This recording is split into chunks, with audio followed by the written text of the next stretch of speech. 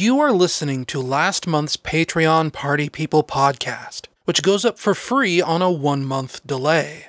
If you would like to listen to the most recent podcast the moment it goes live, simply visit patreon.com/blazehedgehog and pledge $1 a month or more. You can now also make a one-time donation, and anyone who makes a one-time donation will instantly unlock the current month's podcast for everyone. All you have to do is visit patreon.com/blazehedgehog, and don't forget, Blaze Hedgehog is written like one word. Once again, that's patreon.com/blazehedgehog.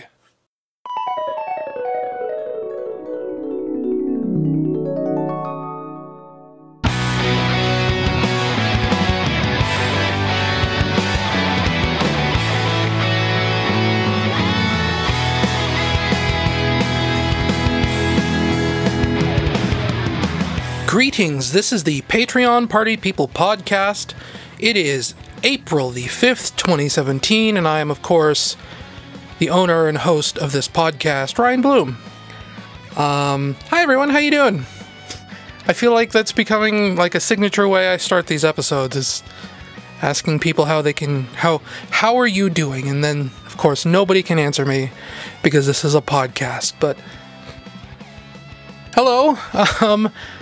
If I sound a little bit weird every now and then, I know last month I mentioned it felt like I was starting to get a cold, and sure enough, about a week later, like a cold really like deeply set in, and I'm still getting over it a little bit. It's a little bit weird, actually. I'm not usually the kind of person to get sick. I think it's something I maybe inherited from my mom or whatever.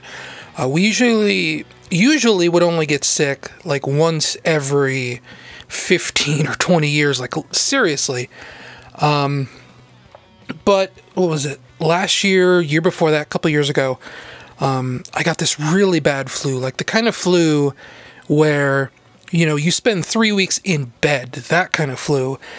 And I don't know, maybe it like weakened my immune system or something like that. I probably should have gone to a doctor when I got super sick that one time, but I didn't. And here we are now. But, it was what I had last month, or I guess this month, whatever, was just this little tiny cold, the kind of thing where, you have the sniffles, maybe a little bit of a sore throat, but, that's still hanging around in my sinuses a little bit. We'll say I'm like 95%, healthy at this point, but just, if I sound a little weird, you know why. So what has been going on besides being sick this month? Well, what was it? Day before yesterday, I finished my Breath of the Wild review. That went up on tssznews.com.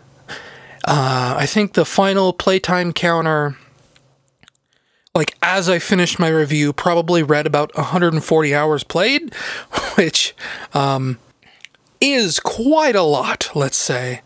I've been trying to run over in my brain what other games I've played that much, and it's a pretty short list. Gosh, let's see. I wrote some examples down here in my notes.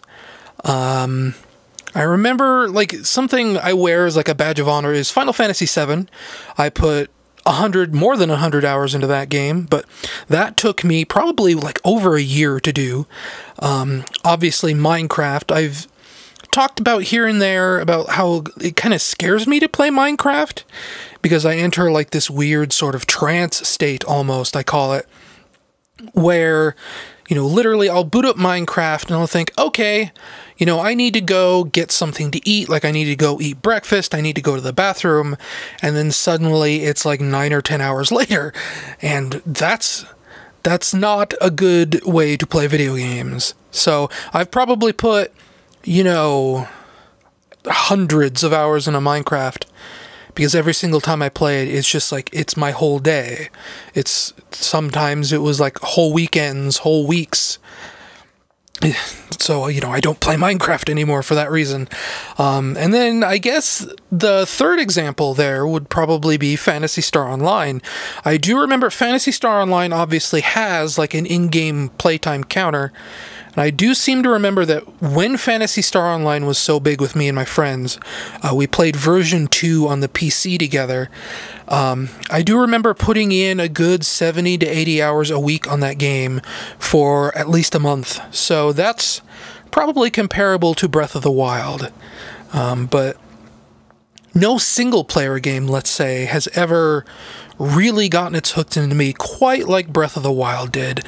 And even after my review went up on the website, I joked about this on Twitter, as, you know, I'd scheduled my post to go up, and as my post went up on tsscnews.com, I was currently playing Zelda at that time, cleaning up the last few shrines I'm missing. I think I'm up to like 98 out of 120 shrines, so, you know, I've got about 21, 22 shrines left, and I think most of those are quest-related. I plan on getting all 120 shrines, but I think for these last 22 or so, I might just turn to a guide, because these quest-based shrines, first you have to know where to get the quest, which isn't always like the easiest thing to know, and then the second thing is that a lot of these quests involve riddles, like real actual riddles, like a character will tell you like a limerick that's a hint on how to get to the dungeon, or how to get to the shrine, and those can be kind of hard to parse sometimes. Like, there was one I did while I was house-sitting up at my cousin's I was going to say like 2 weeks ago. No, it was a week ago. But while I was up house-sitting at his place last week, I guess this is going to be a little bit of a spoiler for one of them, but you had to wait until the sun aligned in a specific position, and you had to be holding like a specific item over your head so that the shadow cast on a specific part of the landscape, and then that would cause the shrine to rise out of the ground, and you could, you know, get the spirit orb from it as you do. And that's the kind of thing where if you're not understanding how to do it, you can waste hours and hours and hours trying to figure out this riddle. And I think after standing around trying to figure out, you know, what object should I be holding? Should I be holding it? Do I need to, you know, throw the object at the pedestal or whatever? It was probably like a half an hour, 45 minutes of doing that. I just decided, no, I'm done trying things. I'm just going to look up a guide and look up the answer. And it was right then and there that I decided, okay, I'm just probably going to look up the answer to all of these, because that was incredibly tedious. And, you know, more power to everyone out there who is doing all 120 shrines without hints, without guides. I don't know if I have patience for that, because again, you know, when I submitted my review, it was 140 hours. By now, it's probably over 160 hours. So, you know, I've given this game a lot of my time, and I think I've earned the ability to cheat a little bit, let's say. So, you know, that's Zelda. That's a good game. You can read my review, but, you know, obviously if I put 140 hours into it, wrote a review, and then put 20 more hours into it after writing the review, needless to say, it's probably a pretty good game. I mentioned I was house-sitting for my cousin last week. The plan was, before I left, I uploaded a bunch of overbite stuff to Dropbox. I figured, you know, because when I went up there to my cousin's, all I really had to do was go face the final boss. I mean, you can guess who the final boss is. I shouldn't really have to censor it. It's pretty clear, I think, that you fight Ganon at the end of that game, because that's Zelda. And, you know, you can count on one hand the number of Zelda games where you don't fight Ganon at the end. But I figured, you know, okay, I'm going up to his place. I'm literally standing in front of the castle. All I need to do is go in, I'll beat Ganon, I'll finish the game, I'll write my review, and then I'll spend the rest of the week at my cousin's working on Overbite. That did not end up being the case. Once I got to my cousin's, I realized there was I won't say, because this will give away something about Breath of the Wild, but there was something I had to do before I could fight Ganon. Like, I could have just gone through with my plan and beat the game right then and there, and written my review within the first, like, day that I was at his house, and that would have been fine. But there's something you can do that's optional that maybe changes something about something that I realized, okay, well, I can't do that. I can't beat the game because I want to do that first. So that took like another 3 or 4 or 5 days. And by then, actually, I think I ended up finally fighting Ganon the night before he got back from Paris. So him and his wife went to Paris for a week, whatever. So, I had no time to work on Overbite. I didn't even have time to write the review. I wrote the review. I think I started writing it because, like, I finished it one night where, again, I was at this point where it was like, okay, all that's left to do is to go fight Ganon. Literally, I got a message in the game from a character that says, you have nothing left to do. Please go fight Ganon. Please save Hyrule, Please go rescue Zelda. Again, spoilers, as if that's something that isn't in almost every Zelda game. So, I think I woke up the next day, and I get into this thing where it's like, I want the perfect conditions to beat a game in, so, I'll end up putting it off for like hours or sometimes days or even weeks or months, where it's like, no, I'm not ready. I need to be mentally prepared. I need to, find the right moment to do this in, and sometimes that'll delay things. So the very next day I woke up and I started writing my Zelda review before I'd beaten Ganon. And then I beat Ganon and I thought, okay, well, this review is about half written. I've beaten Ganon, but I need to go to bed. So I went to bed, and then, I ended up writing my review and everything. So basically no time for Overbite at all, outside of what I mentioned last month. I haven't done any animation work. I haven't done any coding on, redoing the engine or anything like that. And since I'm going to be moving soon, it's kind of this question of, when do I get around to that? And, at this point, I'm not entirely sure. I suppose I should update you guys on the whole moving situation. I don't remember if all this came down last month because, it's been kind of a big month, I guess.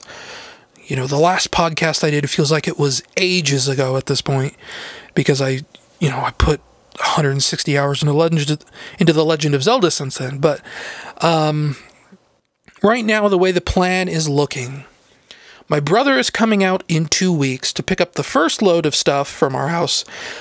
He's bringing, a storage trailer with him. He'll store our stuff at his place. We'll continue to live here until around the end of June.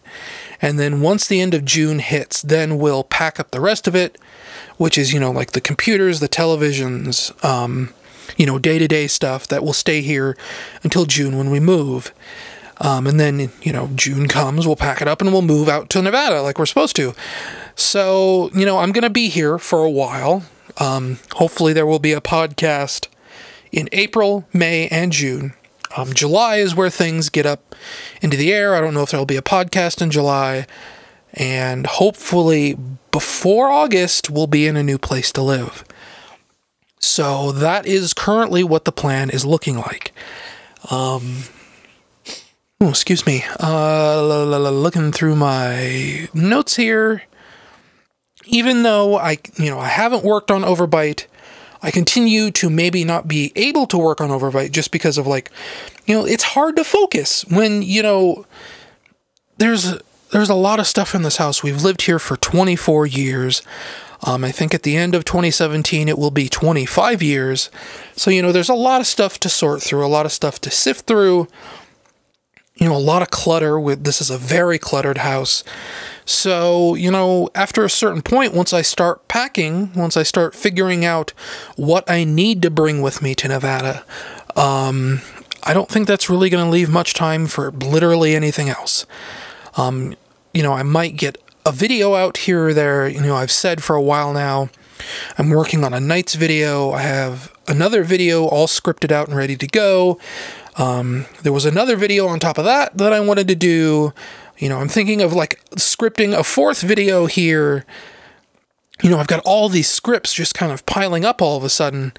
But, once I start packing, probably my whole life might be packing at that point until, the end of June when we do really get out of here for real.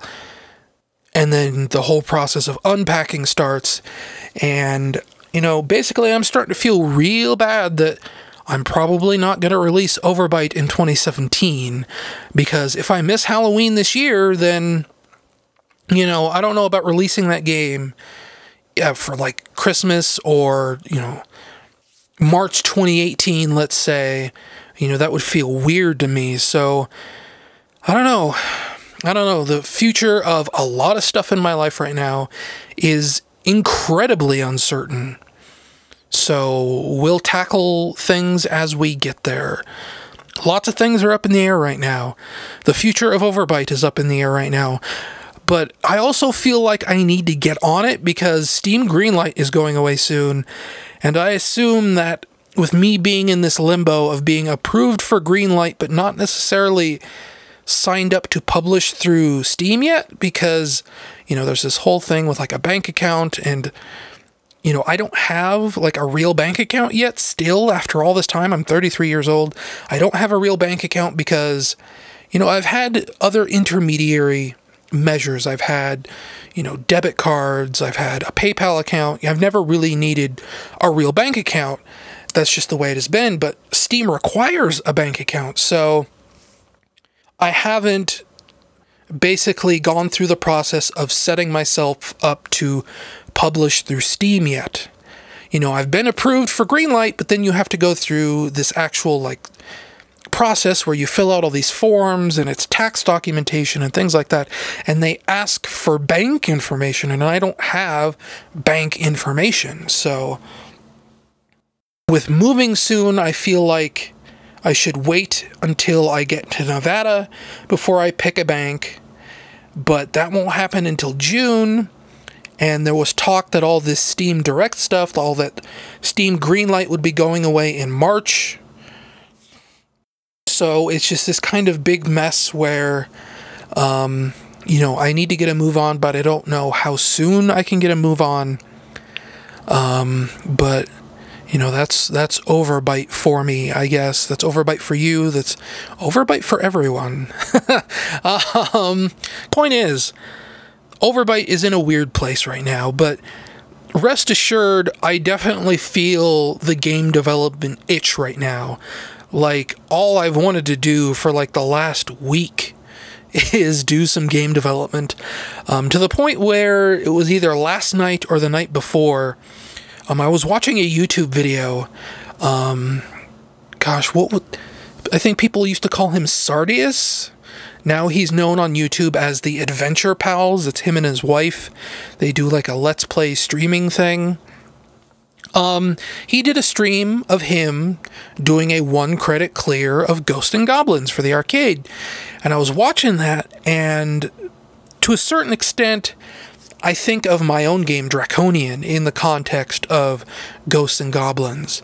The original plan for Draconian was kind of like this take on Donkey Kong, but it also ended up kind of being this sort of Ghosts and Goblins sort of thing. So, I'm watching him play Ghosts and Goblins, and I start thinking about Draconian, and I think, man, I should work a little bit on that, because the last time I played Draconian, I didn't really like the way the controls felt. And one of the things I want to do is go back over and try and make the game feel a little more responsive. And then, I had a Patreon supporter. I was going to say his name, but I don't really know how to pronounce. It's Sion. He asked me, whether or not, I'd continue working on Draconian, and because he wanted it. He was interested in the mobile version, if that was ever gonna, materialize. And I said, well, I have an Android license now. I can build an Android executable for ClickTeam Fusion. And I tried to build a version of the game that day for Android, and it required me to install the Java SDK, and I downloaded the Java SDK installer, and I never installed it, and I never built the executable, or I guess the APK or whatever. So all that stuff is basically just sitting on my desktop right now. But since Draconian came up, I've been thinking about the game a little bit, and if I ever do like a future version of Overbite, the current version of Overbite, the Game Jam version, has Draconian in it, hidden as a secret for getting 100% completion. You complete the game under a certain time limit with a certain amount of items you discovered or whatever, and it gives you a button code on the final screen, and you put that in on the title screen, and then that gives you the ability to play Draconian. And I've been thinking, with the full version of Overbite, should I do something like that again? Should I keep including Draconian and Space King and Orbit Revolved in future versions of Overbite? And, how am I going to handle dealing with that, I guess? How much should I update these games? How much time should I spend? Is it really worth all that effort? And it's gotten me thinking, maybe I'll poke around in Draconian a little bit, because I did write out like a design document for the things I wanted to do for Draconian in the future. These little upgrades to the point where I'd consider the game, finally feature complete. Things like weather and new enemy types and, further randomization and bonus rooms and things like that. And, I do at one point want to put those into the game, but now, all this confusion with Overbite and, the future of that being up in the air, I don't know. All my game development stuff right now is just this huge disaster, let's say. It's not really a disaster, but it is a pretty big mess. And I need to figure out how to untangle all that so I can, get a game plan going so that I know what to work on, when to work on it, blah, blah, blah, blah, blah, things like that. So, I guess stay tuned for whatever that all ends up looking like in the end. What else? Oh, I bought a new graphics card, finally.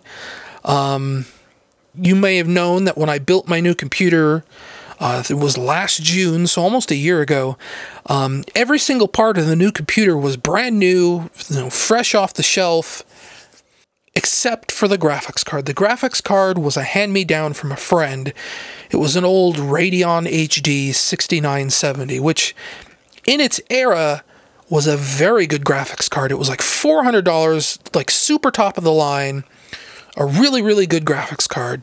But it was also 6 years old, and even though it ran acceptably, it ran most of my games beautifully, There were little quirks in it that I didn't like, and I didn't like that it was so old. A lot of friends were telling me, all these problems you're going to have with this really old graphics card, that's the one thing you need to replace. So, I figured once I get through Christmas, I'll start saving up for a new graphics card. And then this whole, thing with moving came down and everything like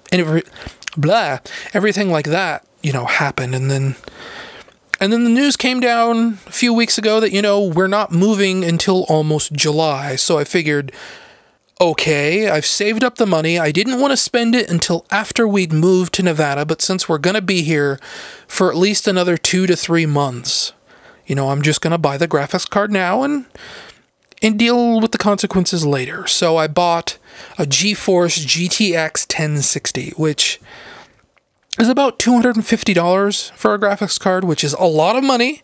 That's probably the most I've ever spent on a graphics card in my entire life. It's probably, come to think of it, almost the single most expensive component in my system now. I'm trying to think. I think the motherboard was probably around the same price, actually, probably about $269, and so was the main processor. But I was talking about when I assembled the computer, all of it came to about $1,000. So this kicks it up to about $1,250, $1,300. So this is this is probably a pretty nice computer at this point. It's actually kind of weird having a computer now that I have like a better graphics card in here that is like better than a lot of my friends. Like I felt like I was building an average system, and then somehow this ended up being an above average system. So, you know, I'm pretty satisfied with it. But when you really think about it, this GTX 1060 didn't really change much. Like I said earlier, you know, the Radeon handled basically everything. For a 6-year-old card, you'd never know it. You know, Crysis ran really good, except for like this weird bug I had at the end of the game. I'm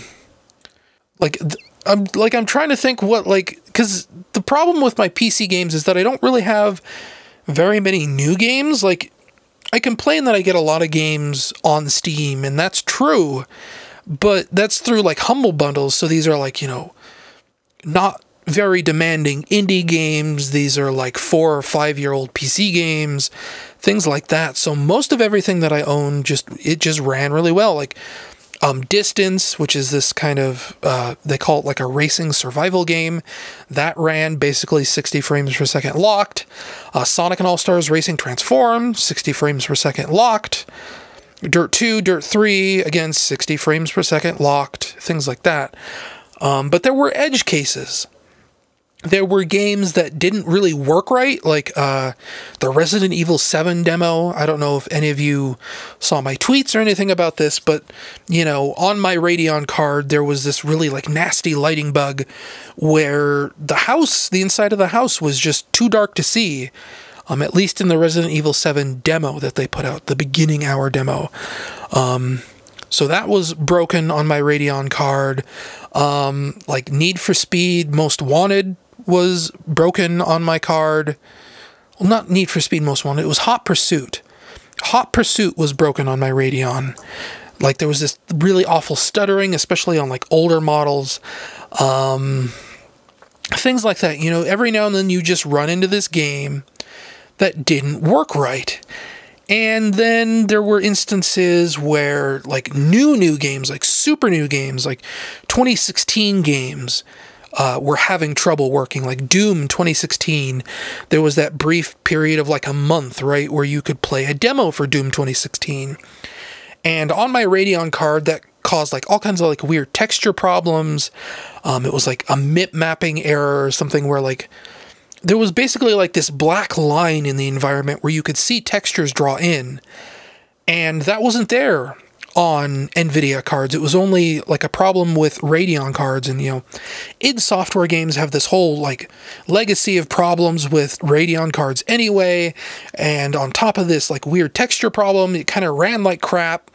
So, you know, it was time to upgrade, I think. I mean, obviously it was time to upgrade if it was, you know, a 6-year-old piece of hardware, but you know, now this 1060, just about everything runs that I could ever hope for.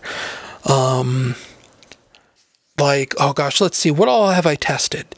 There's this roll cage successor called Grip. That used to run at like, you know, under 30 frames per second. Now that's 60 frames per second locked.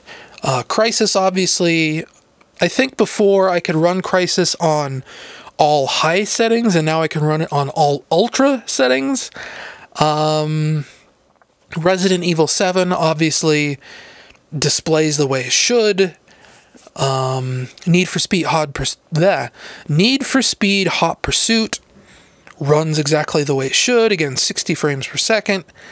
You know, just basically, I can run just about everything out there. And another thing to keep in mind is that my old Radeon card topped out at DirectX 11, and now this 1060 can do DirectX 12, so, you know, I can do like the Forza Horizon 3 demo. I played that ran basically fine, even though it's kind of a crappy PC port. But yeah, good computer now. That's good. Computer is good. What else is in my notes here? The script, I mentioned a script for the Knights video. I've been mentioning this for like 4 months now, I think. That script, I don't know if it was last month, but this month it is definitely done. I've been just looking it over, polishing it up a little bit here and there, but, you know, I probably can, at this point, take my hands off the script and consider it done. Before I leave for Nevada in June, one of the things I want to do is I want to record all the narration for that video. Not just because, you know, it's at that point where I can do that, but also because while I'm in Nevada, there's a chance I'll be able to set up my desktop tower at my brother's for a little while. I don't think I'll really be able to do like voice stuff there, but you know, I probably will be able to do some video editing stuff, like video capture, like capturing footage of, let's say, Nights into Dreams on the Sega Saturn. So, in that context, that's something, you know, if I have the narration pre-recorded, then I can capture the gameplay footage, and while I'm at my brother's place, I can put it all together and put the video out. I don't know if that's actually going to happen. I mean, you know, right now, like I said, everything is up in the air. Everything's kind of a mess. You know, I don't know what I'm going to be doing a week from now, let alone, you know, 2 months from now. So, it's just something we'll get there when we get there. And obviously I've mentioned one other script that is completely done. I should probably record narration for that. That also requires me to, like, film actual live action segments, which it's one of those things where I need to record those before I leave. So that video might not even ever actually end up happening, but I hope it does. And then these last few days, since, you know, I've had the realization that, you know, oh, Zelda's done, you know, I don't need to think about writing the Zelda script or the Zelda review anymore because I've written it, you know, I'm free up to just write about whatever now. So, you know, I have another idea for a script that I want to get started on here soon.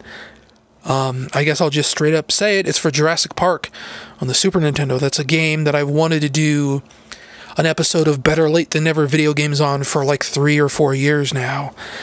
And there was a plan like many, many years ago when Jurassic World was coming out, where I was going to do this Jurassic Park Super Nintendo episode, and I just never did. I never got around to writing the script. I never got around to doing anything about it. And then the movie came out, and the movie, you know, it hit DVD, and then, you know, it just kind of, it didn't really feel like there was a point after that. So, you know, now we're far enough away where it doesn't feel like it would be belated. It just feels like it would be something to put out. And, you know, the game is back on my mind again. So, that's something that I'd like to write at some point, eventually.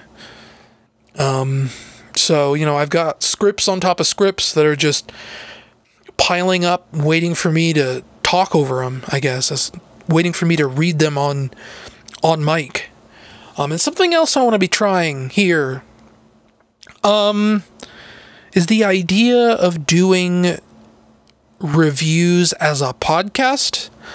Like, I got it into my head as I was finishing up my Zelda reviews, you know, because a lot of people asked me about Zelda. They said, you know, hey, are you doing a video review for Zelda? And, you know, I'd thought about doing a video review for Zelda, but with all the moving and everything, I decided, you know, that's going to be too much work. And then at a certain point, it turned into, you know, I've been playing this game for hundreds of hours. There's no way I could have fit all this footage on my hard drive.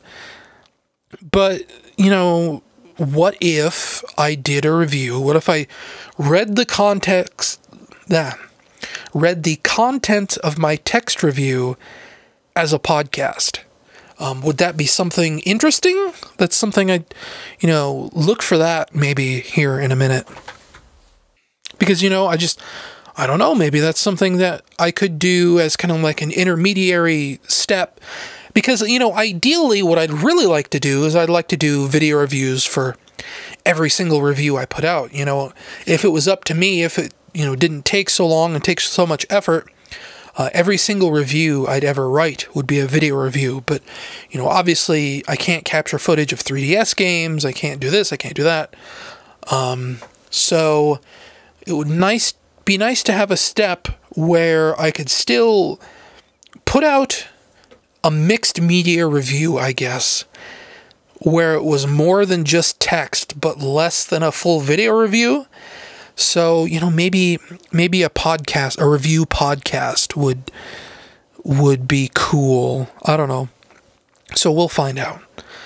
I will probably record myself reading my Zelda reviews sometime in the next week, let's say. And then we'll see how that goes from there. As for games I played this month, well, I mean, basically it was just Zelda, right? 140 hours when I turned in my review, and 160 hours, probably closer to 170 hours now. I mean, I actually had to force myself to stop playing Zelda to do this podcast, so that should tell you everything you need to know about most of what I played this month. It was all day, all the time, all Zelda. Though, every now and then, when I couldn't be playing Zelda, I did end up playing a lot of the original WarioWare on the Game Boy Advance. I've never really beaten WarioWare before, so despite like owning it on the Wii U Virtual Console, but obviously I wasn't playing it on the Wii U this time. I was playing it on that Revo K101 device I think I talked about like 3 months ago. I'm surprised at how much recycling happens in that game. Like, you hit a point where it feels like almost half of all the micro games are recycled from the first half of the game. And that's not like great, but I guess it's also like the first WarioWare game. So, you know, they were being experimental. They were trying to stretch what little budget they had, I guess. I'm also surprised how hard it gets. That final Wario level where he's like, "Oh, my games are the hardest." That's my Wario voice. Not really though, but they're really hard. It took me like a week to beat just that final tier of micro games, but I finally beat it. That's a pretty cool game. I feel like Nintendo should consider, like, they're doing like this big mobile push right now, right? They're putting Super Mario Run out. We've got Fire Emblem Fates, Miitomo. There's an Animal Crossing game coming soon. Part of me feels like with the way the micro games are structured, maybe that'd work good for like a mobile game. And you know, we had like WarioWare Touched and all that. So there is like precedent for this kind of stuff. So I don't know. But like when I think about that, I don't know how the structure of like a free-to-play mobile WarioWare game would be. Maybe it would have to be like the Super Mario Run model where you pay $10 for it or whatever. Oh, I guess I did play Super Mario Run now that it's out on Android. I don't know. That's a video game, I guess. It wasn't like the worst thing in the world, but I don't know. I think I share a similar emotion to a lot of people when it didn't feel very impressive. It exists. It wasn't terrible. It seems like most of the fun of Super Mario Run is in the Toad Rally mode. That's where it feels more like an endless runner there, and that's where the competitive aspect comes from. That's where the fun of Super Mario Run is. I already mentioned, obviously I've been testing games out on my new 1060. Most of them, well, all of them just about run flawlessly, as you might expect. The only one that doesn't really run flawlessly is Doom 3. I think I talked about this on the podcast again, probably around December, but I was playing a special version of Doom 3 through this mod called SickMod, S-I-K-K, SickMod. And SickMod adds all these advanced graphical effects. It's parallax mapping, better lighting, all these post-processing effects. And normally you run into a situation where, specifically with OpenGL games, and id Software loves to use OpenGL. An OpenGL game doesn't usually work right on a Radeon graphics card. People had tons of problems with, Rage, with Doom 4. I think I mentioned problems with Doom 4 earlier. And getting Doom 3 to work, specifically through SickMod on my Radeon, was kind of, tricky. There were weird, graphical bugs. And I just kind of chalk that up to, my Radeon card, because that's just, Doom 3 is an OpenGL game. OpenGL games don't work very well on a Radeon. It's simple. But the weird thing is, I booted up SickMod real quick on my new 1060 just to see if it ran any better, and it has more graphical problems now. That's kind of weird. Like, certain post-processing effects that used to work on the Radeon don't work anymore on the 1060, and I don't really understand that. That's very weird to me, but, like, who really cares at the end of the day? I beat Doom 3, and Doom 3 sucks. I'm probably never going back to that game, so it's not the biggest deal in the world if some of these graphical effects don't work anymore, so, whatever. But I guess the big thing that I've written, yes, that's the word I'm going with. The big thing I've written in my notes here, it's like, so, typically I write out very detailed notes about the things I want to talk about. Usually it's like a point-by-point list of everything I want to say. And we'll say that there is everything to the podcast up to this point takes up about half a page, we'll say. Beyond that, another, we'll say, a little under 3/4 of another page is the next topic I want to talk about. So, if you didn't know, in the last 24 hours, maybe 48 hours, Sony has released Parappa the Rapper HD for the PlayStation 4. And to a certain extent, I was really excited to hear that, because if you don't know, like, the very first Parappa the Rapper game is probably one of my favorite original PlayStation games. I never really liked Lammy too much. I never played tons of Parappa 2.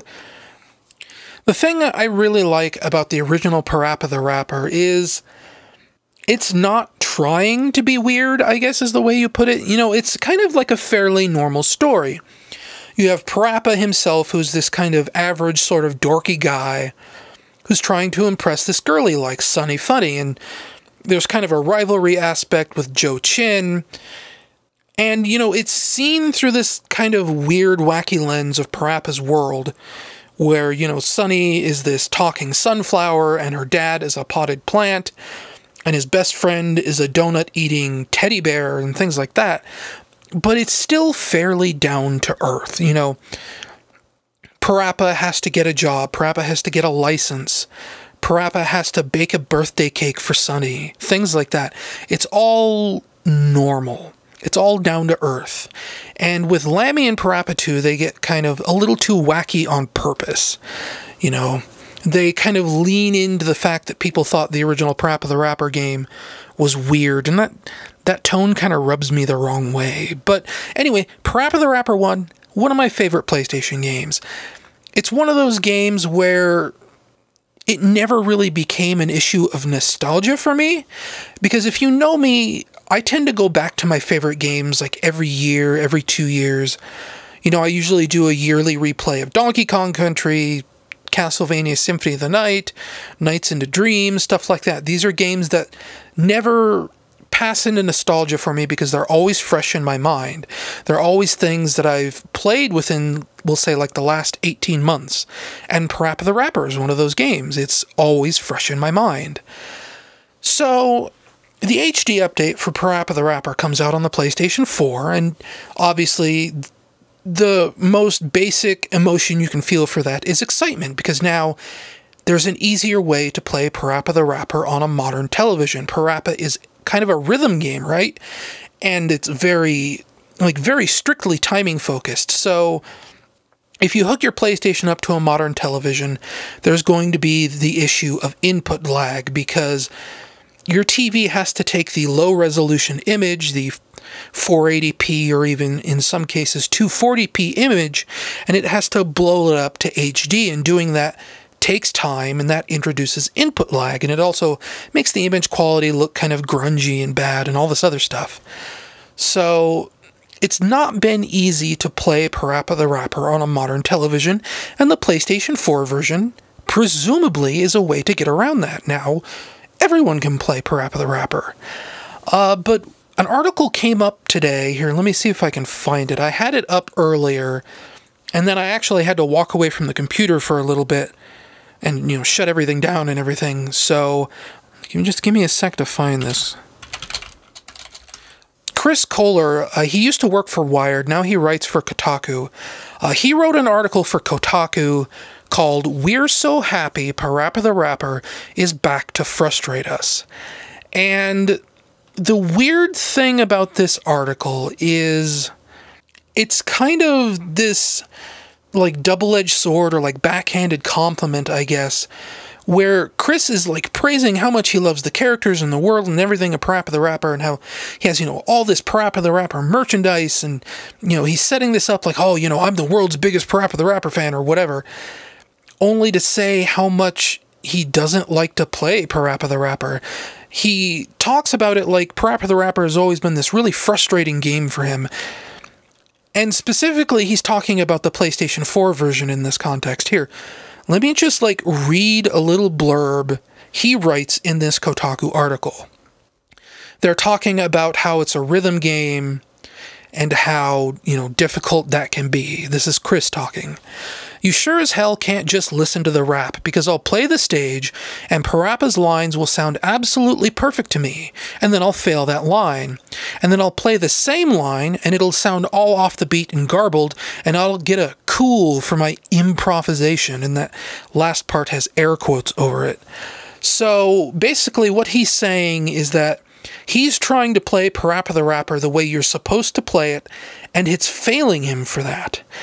And all I can really think of is a couple years ago, I managed to actually play a little bit of Parappa the Rapper. They ported it to the PlayStation Portable at one point.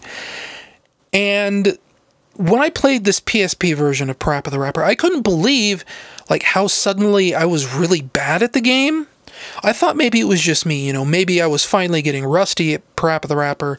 Maybe I'm just bad at games now because you get old and you get bad at games. But what I ended up talking like with a friend, another friend of mine who just absolutely loves Parappa the Rapper, and he said, no, the PSP version of Parappa just sucks.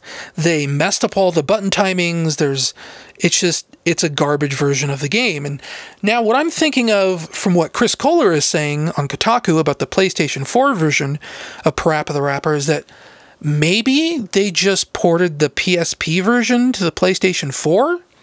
Because with him saying that if he tries to match what the rap is giving him and it's failing him, that sounds exactly like what was happening to me on the PSP version. I couldn't even clear the first level of the PlayStation Portable version of Parappa because the timings were just a mess like that. So what I ended up doing is I went and I looked up footage of Parappa the Rapper HD on YouTube just to see, you know, how other people were playing the game. And I don't know if it's just the video I looked up or what, but I can definitely see this one guy. Let me see if I can find it in my YouTube history so that you guys, you know, listening to this podcast yourself can go track this video down if you want. This is going to take a while because I watch a lot of YouTube. Parappa the Rapper Remastered Stage 2, You Guys Sit in the Back, by the YouTube channel PlayStation Nation. It's a 4-minute and 55-second video. And I was watching this video of this guy play the second stage of Parappa the Rapper Remastered, and just like Chris Kohler was saying, you can't match the rap. This guy starts in the video by trying to match the rap, and just like Chris Kohler said, it fails him for it. Like, you know, like I said, Parappa the Rapper is a very timing-intensive game, so if the button timings are off from the way the song plays back, then that creates this, like, really weird and gross-sounding disconnect. One of the things to note about the original Parappa the Rapper on the PlayStation is that if you leave it on the title screen long enough, it actually runs through the entire game, all 6 levels, in like an autoplay demo mode, and it will play the entire song for you perfectly without missing a single beat. And, you know, back in the day, this is how I ended up, you know, recording the Parappa the Rapper soundtrack onto a cassette tape, actually. And so, you know, once you hear those, once you get those ingrained into your mind, this is how I became good at Parappa the Rapper. Is I'd listen to these songs in my tape player, like while I was at school or whatever, and I'd figure out, you know, the way the cadence of the wording comes out and how that maps into the buttons. And it sounds like, to me, like the PlayStation 4 version gets all of that wrong. It doesn't sound like they remade the PS1 version of Parappa. It sounds like they ported the PSP version. And if they're using the PSP version as a foundation for the PlayStation 4 version, that's kind of like an awful foundation to use. So another thing to talk about here is how, so Chris Kohler is obviously playing revisionist history here, right? He's saying that Parappa the Rapper was always bad, and I can understand how one might think that, because another thing to keep in mind is the state of PlayStation emulation versus Parappa the Rapper. Every single time, like, a new PlayStation emulator comes out, or they update a current one, I always test it with Parappa the Rapper, because the thing about this is that you can't really emulate Parappa the Rapper. Just like, I guess, the PSP version, just like the PS4 version, presumably, if you try and emulate Parappa the Rapper on your PC, again, the button timings are wrong. I can't pass the first level, Chop Chop Master Onion, if I'm emulating the PS1 version of Parappa the Rapper. I love Parappa the Rapper, and it sounds like they're totally misrepresenting the game here.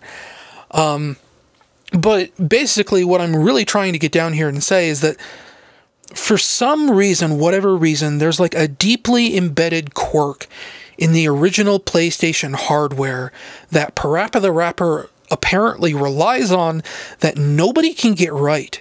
Emulators can't get it right. They didn't get it right for the PSP version. They're not getting it right for the PlayStation 4 version. The only way, as it stands, to play Parappa the Rapper right now correctly in 2017 is to play it on original PlayStation 1, or I guess PlayStation 2 hardware, play it on a CRT TV, you know, basically in its original format. I don't know how well it runs on the PS3. Again, that, you know, PS3, if you play a PlayStation 1 game on a PlayStation 3, that's a form of emulation, and that might also introduce this input lag that everyone's complaining about how the button timings aren't correct, because the button timings need to be correct for this game to function properly.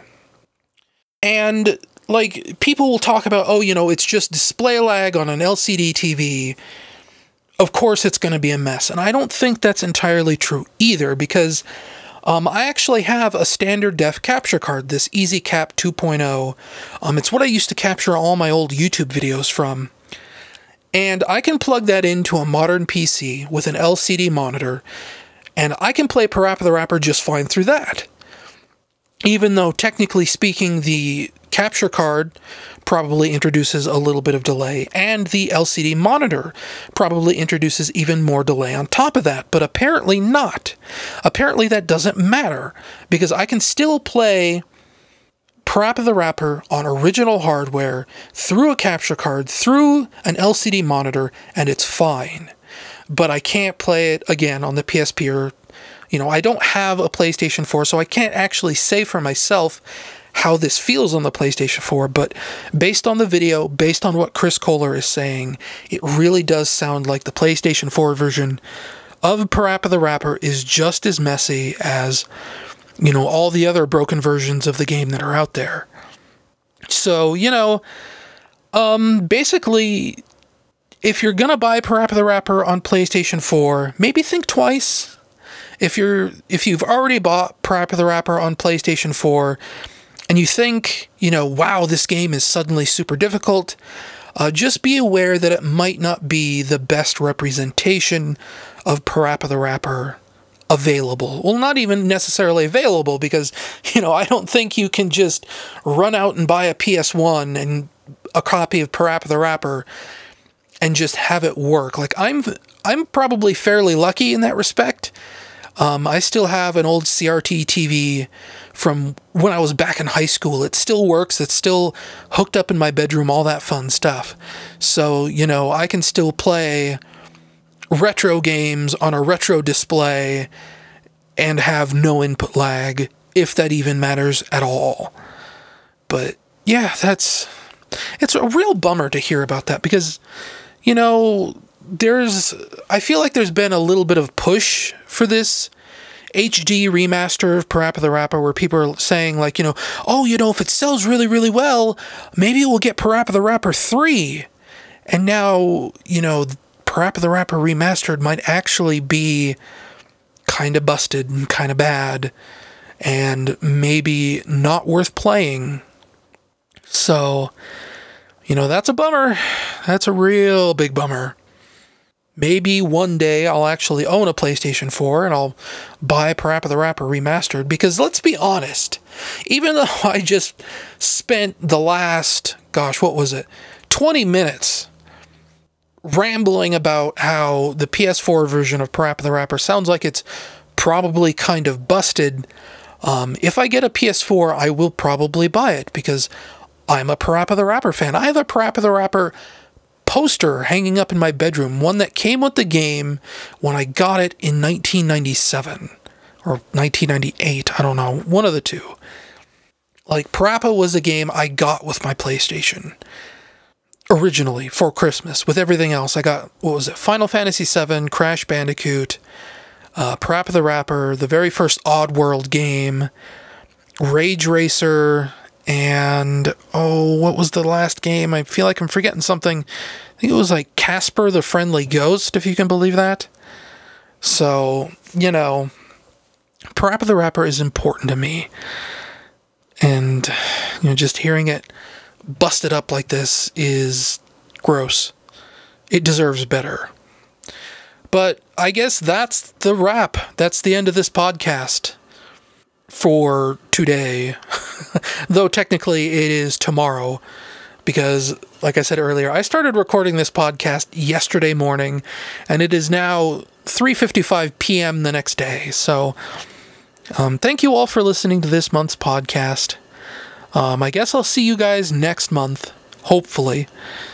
But yeah, I guess I'm so terrible at ending these podcasts. I'm so terrible at ending streams. I'm probably one of those people where I can't ever just hang up the phone. But I'll see you guys next month. Thanks for listening. And oh yeah, before I go real quick, I updated my Patreon page a little bit.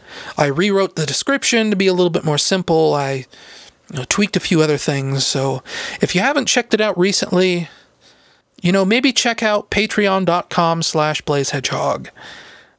And if you don't want to, that's fine. Whatever. But, I'll see you guys next month. So, bye.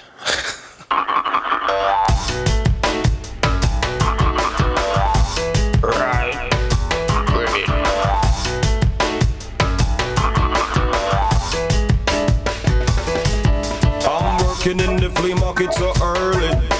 I've been working here since my mama was a baby. Just because the rhythm is slow, that don't mean that you can't flow. In the rain or in the snow, in the rain or in the snow, got the funky flow. Got the funky flow. In the rain or in the snow, in the rain or in the snow, got the funky flow. Got the funky flow. All you ever need is to be nice and friendly. All you ever need is to be nice and friendly. All you ever need is to be nice and friendly. All you ever need is to be nice and friendly. Remember, strike it rich, the key is love. Save everybody from way up above. I can sell a bottle cap like this. I will try to sell a